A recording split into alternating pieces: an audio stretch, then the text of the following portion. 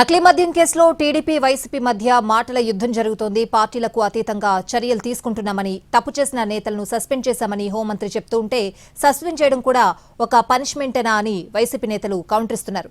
CBI విచారణ జరిపించాలని demand చేస్తున్నారు. నకిలీ మద్యం కేసుపై పూర్తి స్థాయిలో విచారణ జరుగుతోందని అన్నారు ఎక్సైజ్ మంత్రి కొల్లు రవీంద్ర.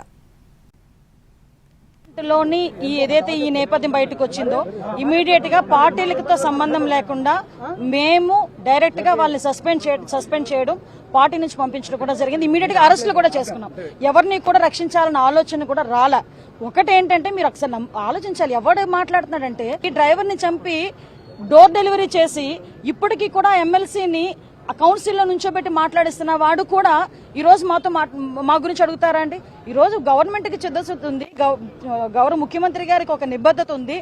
ఎట్టి పరిస్థితుల్లోని ప్రజల ఆరోగ్యం విషయంలోని కానీ, ప్రజల రక్షణ విషయంలోని కానీ ఎట్టి పరిస్థితి రాజీ లేని పోరాటం చేస్తున్నారు. మొలకల చెరువులు మేమేందో మా వాళ్ళు చేసినారు.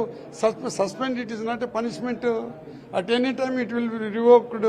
దాని గురించి అది ఒక పెద్ద నేను సస్పెండ్ చేసిన మా వాడిని మేము కనిపెట్టాను అంటే దీన్ని నువ్వు కనిపెట్టేదానికి వీళ్ళంతా సంపర్చుకుని కోట్లు అయినాక ఇప్పుడు కనిపెడుతున్నావా? 11-16 నెలలు అయినాక. నిజంగా చిత్తశుద్ధి ఉంటే సిబిఐ విచారణకు నీవు సిద్ధమా? సిబిఐ విచారణ ఎందుకు వేయించలేదు?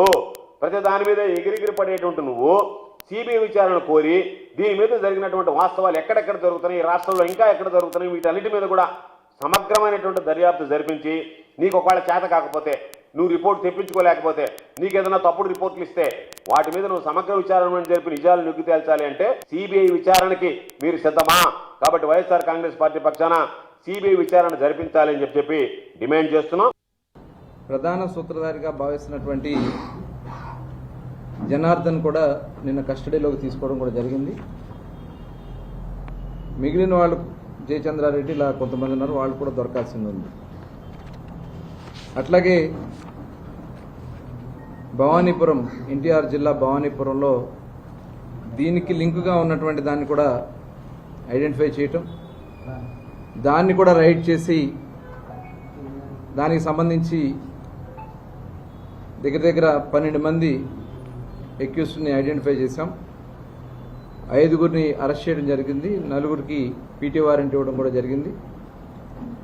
మిగిలిన వాళ్ళని కూడా ఐడెంటిఫై చేస్తున్నారు.